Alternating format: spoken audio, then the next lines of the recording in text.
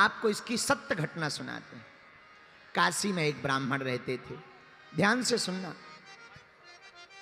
काशी में एक ब्राह्मण रहते थे, बहुत कर्मकांडी ब्राह्मण थे, सत्य बोलते थे, सत्य पर चलते थे। एक कमी थी, सब था, बस एक कमी थी, बेटा नहीं था। ध्यान से सुनना। आहा, बेटा की कमी के कारण हमेशा परेशान रहते।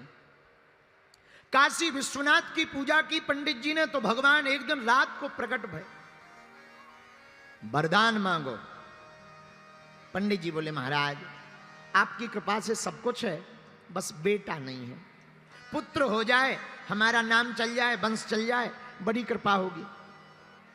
भगवान बोले कैसी संतान चाहते हो? भोले बाबा बोले कुपुत्र चाहते हो या सुपुत्र? तो पंडित जी बोले दोनों में अंतर बताओ। तो भगवान शंकर बोले पंडित जी एक है सुपुत्र, अगर तुम्हें सुपुत्र होगा तो कम दिन तक जिएगा, लेकिन कुपुत्र होगा तो बहुत दिनों तक जिएगा। अब बताओ तुम कुपुत्र चाहते या सुपुत्र? बोले महाराज अगर सुपुत्र मांगे तो कितने दिन रहेगा? बोले बेटा तो होगा पर मात्र 5 साल जिएगा, 6 साल नहीं जी पाएगा, मात्र 5 साल। ब्राह्मण ने सोचा कुपुत्र लेने से क्या फायदा, कुपुत्र हो जाएगा तो रोते ही रहेंगे, चलो अब शंकर जी प्रकट हो ही गए, बेटा का सुख मिल जाए, गोद में खिला लें, 5 साल ही सही। हे भोले बाबा आप तो हमें सुपुत्र दे दो। भोले बाबा ने कहा तथास्तु तथास्तु तथास्तु। भोले बाबा चले गए। अब ब्राह्मण बेचारा रोज ओम नमः शिवाय, ओम नमः शिवाय, ओम नमः शिवाय, ओम नमः शिवाय, ओम नमः शिवाय, ओम नमः शिवाय जप करने लगा। धीरे धीरे समय आया और भगवान की कृपा से 1 साल बाद एक बेटा हो गया। तो खुश भी हो और दुखी भी हो, रोए भी और हंसे भी। बेटा हो गया, नाम हो गया, खिलाने में अच्छा लगेगा, लेकिन ज्यादा दिन का मेहमान नहीं है, 5 साल का मेहमान। तो बार बार रोवे, याद आवे तो रोवे, बेटा को गोद में ले। इसी टेंशन में कब 4 साल बीत गए पता ही नहीं लगा। अब धीरे धीरे 5वां वर्ष लग गया। अब ब्राह्मण अपना दुख भी किसी को नहीं सुना सकते, और किसी को बताएं तो लोग हंसे। इसी टेंशन में दिन न रात सूख गए, पर दिन न रात ओम नमः शिवाय, ओम नमः शिवाय, ओम नमः शिवाय, ओम नमः शिवाय।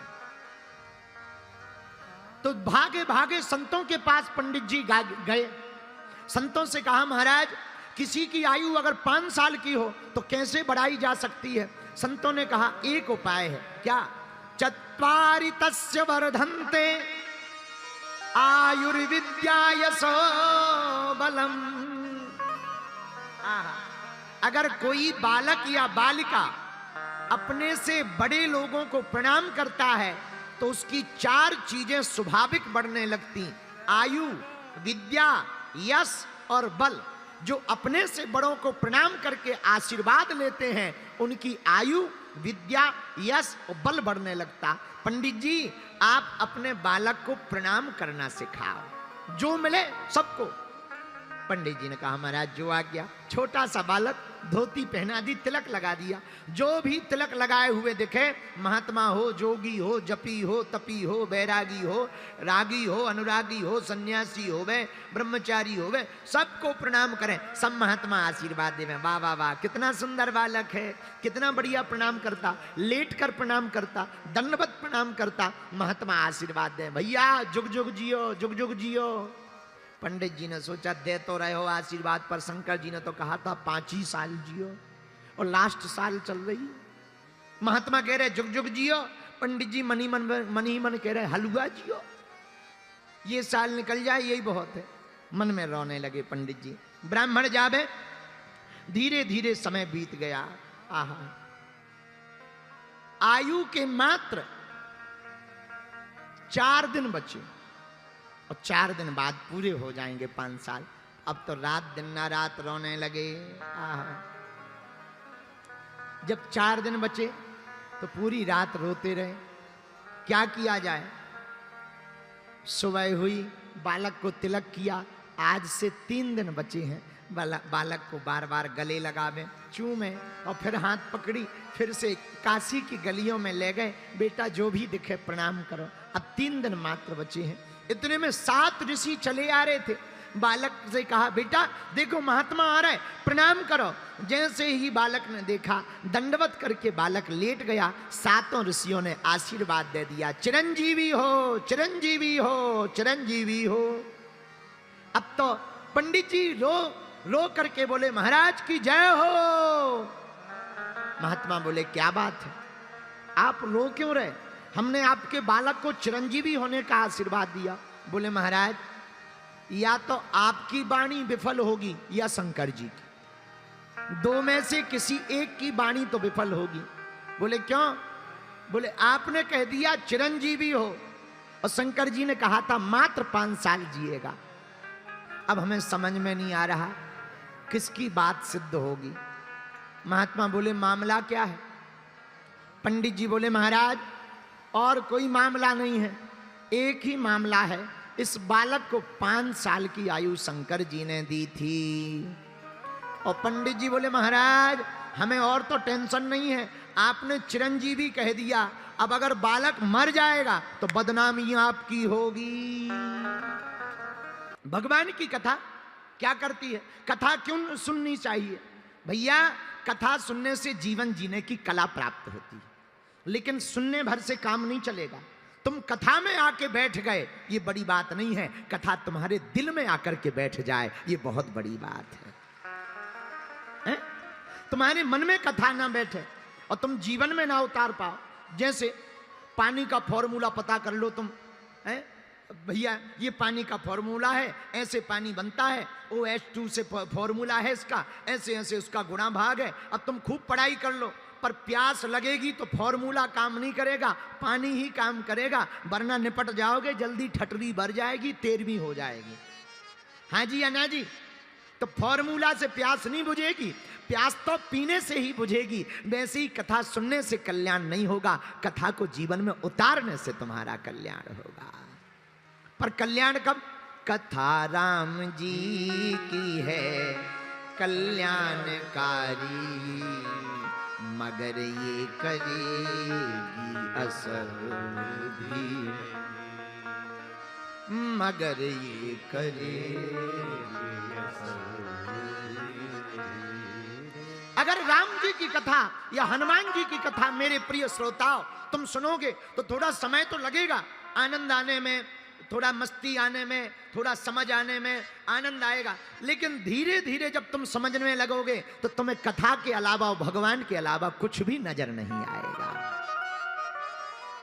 फिर वही प्रिय लगने लगेगा। बोलो सीताराम, जोर से बोलो, और जोर से बोलो, और जोर से बोलो।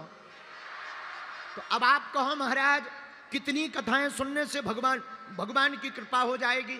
देखो भगवान की कृपा का कोई पैरामीटर नहीं है, उनकी कृपा के ऊपर है। न जाने कौन से गुण पर दयानिधि रीझ जाते हैं, किस गुण पर भगवान रीझ जाए कोई ठिकाना नहीं है। कहा वो तुम्हारी बोलचाल पे रीझ जाए, कहो तुम्हारे तिलक पे रीझ जाए, कहो तुम्हारे तोतली बानी पे रीझ जाए। एक वृंदावन में महात्मा जी रहते थे, बड़े सीधे साधे, पढ़े लिखे नहीं थे, गैया चराते थे, गाय,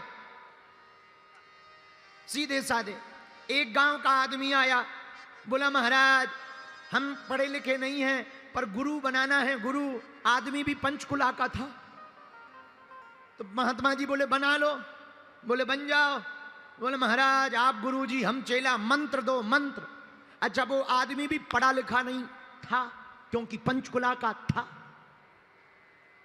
तो गुरुजी ने मंत्र, नहीं पंचकुला के तो पढ़े लिखे होते हैं, वो नहीं था क्योंकि वो 13 नंबर सेक्टर में रहता था।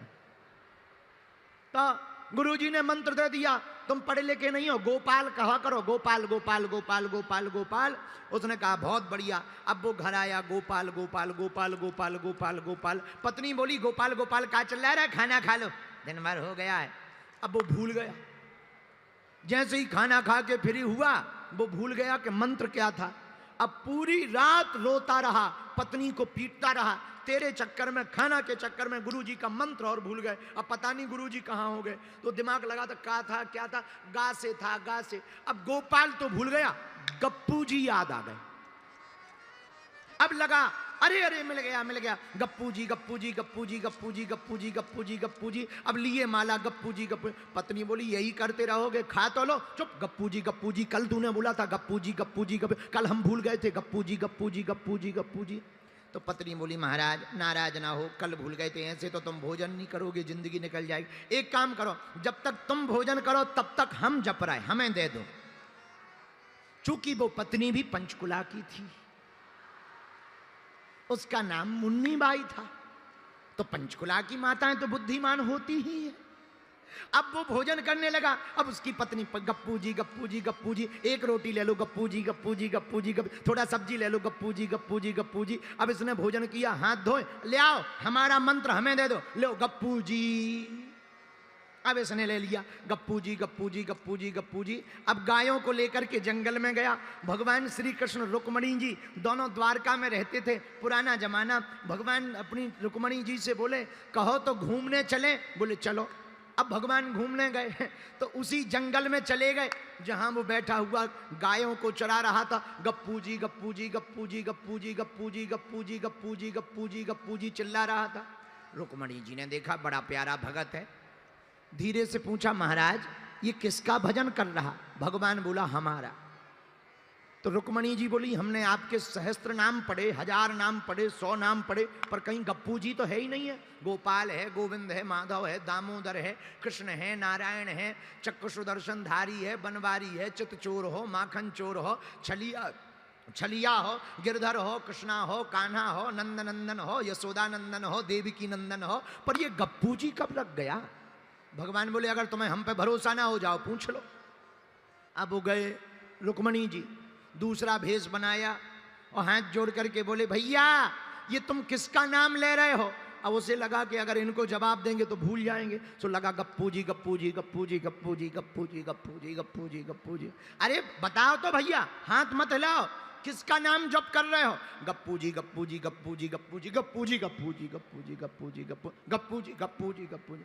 अरे भैया हाथ मत हिलाओ, बताओ किसका नाम जप कर रहे? सोच चिल्ला के इसे लगा कि ये तो भुलवा देगी, कल घरवाली के चक्कर में भूल गए थे, आज बाहर वाली के चक्कर में भूल जाएंगे। सो दिमाग खराब होकर के फिर भी वो जपता रहा गप्पू जी गप्पू जी गप्पू जी। फिर पूछा रुक्मणी जी ने भैया किसका नाम जप कर रहे हो? तेरे खसम का। और इतना कहा सोई रुक्मणी जी भागी भागी गई भगवान के पास। भगवान बोले क्या हुआ? अरे बोले हम तो भेष बदल के गए, पहचान गया।